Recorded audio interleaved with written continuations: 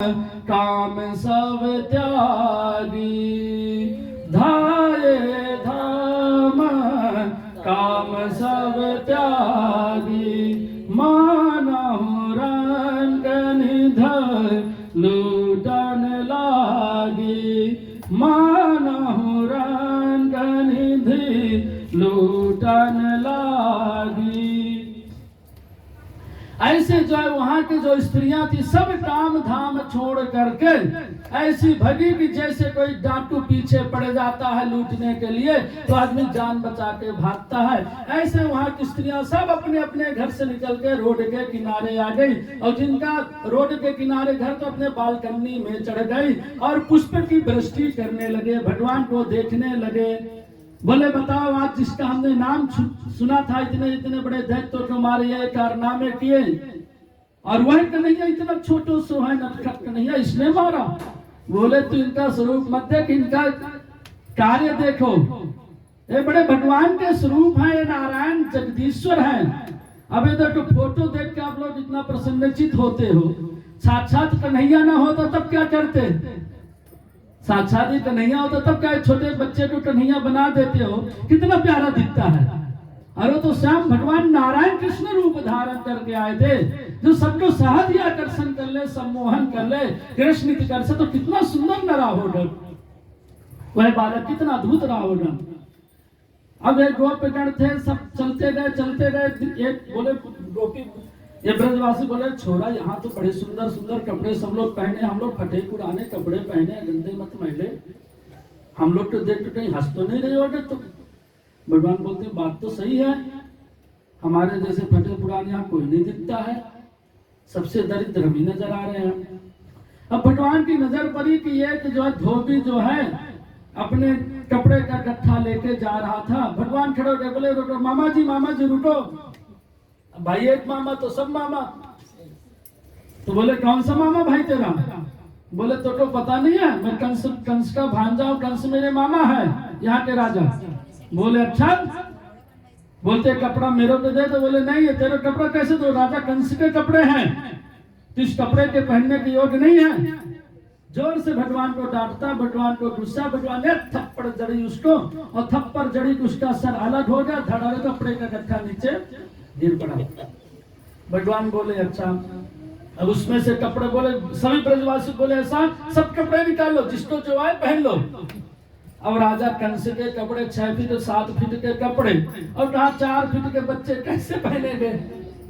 लेकिन थे ग्वाल वाले बोले कोई बात नहीं भैया हम संभाल लेंगे, जिसको जो कपड़ा मन में आया ऐसे पहना और पहन के चले। तो एक ब्रजवासी बोलता भैया अरे कन्हैया ये तो पूरा रोड की सफाई होते जा रही है।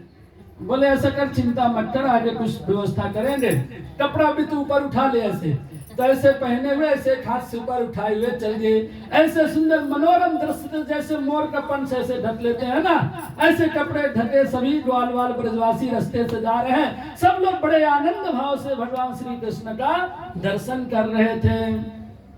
अब चलते चलते जब थोड़ी दूर पहुंचे, दर्जी का दुकान का दर्जी बोला आइए प्रभु। चूंकि दर्जी ने पहले देख लिया था ना धोबी का तो पहले ही हाथ जोड़ लिया, बोलो आ जाओ। बोले कपड़ा मैं आपके फिट का बना देता हूँ। दर्जी ने सुंदर कपड़ा का उसको कट छट करके सुंदर भगवान के लिए, ग्वाल बलराम के लिए सुंदर वस्त्र सिल दिए और भगवान ने वस्त्र बोले वाह अब बहुत सुंदर दिखने लगा। ब्रजवासी बोले भैया कन्हैया तो बहुत सुंदर दिख रहा है, पहली बार कपड़ा पहने हो इतना? बोले हाँ भाई पहली बार पहने। बोले अब कुछ कमी है? बोले कमी तो अभी सुंदर माला मिल जाती है, यहाँ सब लोग माला पहने बढ़िया उठी। बोले अच्छा। कुछ दूर जाए थे, फूल वाले की दुकान दिखी। उस फूल वाले का नाम क्या था? सुदामा। भगवान के कितने सुदामा थे? भगवान के द्वापर में कितने सुदामा थे? आप लोग तो कथा सुनते रहते, मैं तो भाई इतना बड़ा कथाकार नहीं हूँ, भगवान का भगत आदमी मन में आता बोलता हूँ तो नहीं बोलता हूँ। भगवान के 3 सुदामा थे, भगवान के 3 सुदामा थे। सुदामा नाम का मित्र था, मधुमंडल सुदामा, और एक सुदामा ये माली था मथुरा में, और तीसरा सुदामा कौन था? सुदामापुरी द्वारिका के पास रहता था जो वह सुदामा, भगवान के 3 सुदामा थे। तो इसका भी नाम सुदामा था। तो इसने भगवान को देखा, कृष्ण जी ने उस सुदामा के पास गए, बोले भैया ऐसा कर, मोटो सुंदर मालों से हमारो कंठ सजाए दो। अब सुदामा भगवान के सुंदर लालायित चेहरा दर्शन पाके धन्य हो गया, भगवान को निहारते रहा। भगवान बोले ए बाबा, मैं बोल रहा हूँ माला पहना दे मुझे पहले बढ़िया बना के। बोले अच्छा। तुरंत तो बढ़िया सुदामा ने सुंदर माला गुथी, सुंदर सुगंधित पुष्पों की, और कन्हैया बलराम सभी ग्वाल वालों को माला पहना दिया। अब माला पहना दिया, माला पहन लिया, भगवान की शोभा बहुत और सुंदर बन गई। अब माला पहन के कन्हैया चल दिया, तो ब्रजवासी बोलते हैं कन्हैया माला पहन लिया वस्त्र में, लेकिन माथा खाली खाली लगता है। 3 एकड़ का प्लाट है लेकिन पूरा खाली है। 3 एकड़ का प्लाट है, कुछ खाली, कोई फसल है नहीं। कन्हैया बोले तू सीधा सीधा बोल के। ब्रजवासी कभी सीधा नहीं बोलते हैं, वहां जाके देखना तो टेढ़ी मेढ़ी बातें करते हैं। क्या बंसल जी हमेशा टेढ़ी मेढ़ी बातें बोलते हैं। बोले 3 एकड़ का प्लाट पूरा खाली, कुछ है नहीं माथों पे। बोले चिंता मत कर। अब जा रहे थे, चलते चलते जो त्रिवक्रा नाम की स्त्री दिखी। त्रिवक्रा नाम की, उसको टुब्जा नाम से फेमस थी। भगवान से बोले अरे सुंदरी, दूर से बोले अरे सुंदरी कहाँ जा रही हो, रुको।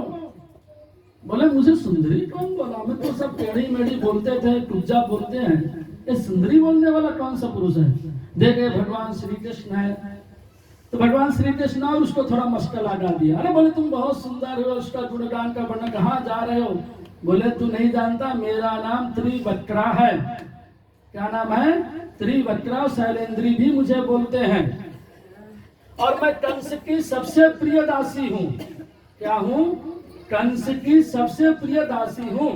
और कंस को मैं जो है तो लेपन करती हूँ, चंदन से उसका माथा सजाती हूँ, और कंस की सेवा में मैं हमेशा रहती हूँ। तो बोले तुझे पता है कंस मेरा मामा है। क्या है? कंस मेरा मामा है। मामा का भी क्रेडिट थोड़ा मिलना चाहिए कि नहीं मिलना चाहिए। तो कंस मेरा मामा है। अच्छा तू कंस का भांजो है? बोले हाँ। तो ऐसा कर मैया तू आज मेरे को बढ़िया श्रृंगार कर देना। बोले ठीक है। टुब्जा ने जो है सुंदर भगवान का जो है श्रृंगार करती है, चंदन लेपन करती है, सब जगह हाथ में आकर कमल इत्यादि भगवान का कोटी। एक ब्रजवासी खड़ा होकर बोलता फ्री का चंदन घिस मेरे नंदन, फ्री का मिल रहा लगा ले चंदन जितना लगाना है। तो बोले नहीं भैया ठीक है। एक भगवान श्री कृष्ण जो है तो जब चंदन लगा रही थी तो एक गोपी ब्रजवाला जो है तो मस्करी कर रहा। क्या करता?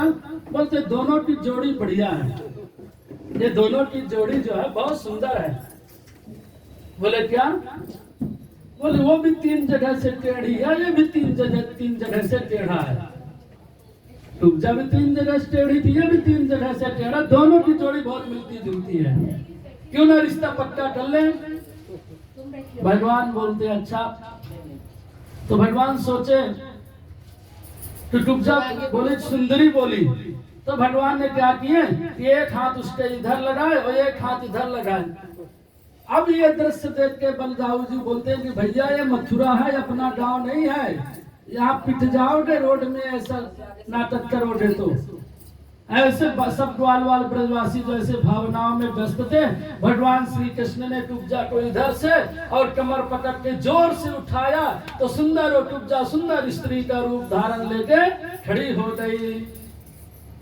अब जो सुंदर स्त्री बन गई, स्वरूपवान हो गई, तब वो बोलती है कि भैया अब चलो मेरे घर, अब हम कहाँ जाएंगे, तू नहीं तो हमको सुंदर बना सुंदरी किया, तब तू ही मेरे संग चल। नाना प्रकार की स्तुति करती है। कौन? टुब्जा भगवान की स्तुति करती है। भगवान प्रसन्न हो गए। भगवान ने टुब्जा को जो है तो वरदान देते हैं कि मैया भी तो हम थोड़ा काम में बहुत व्यस्त हैं, हम जरूर आएंगे और आपके यहाँ जरूर आपके घर हम आएंगे। इतना वचन देके भगवान आगे बढ़ जाते हैं। श्रीमन नारायण नारायण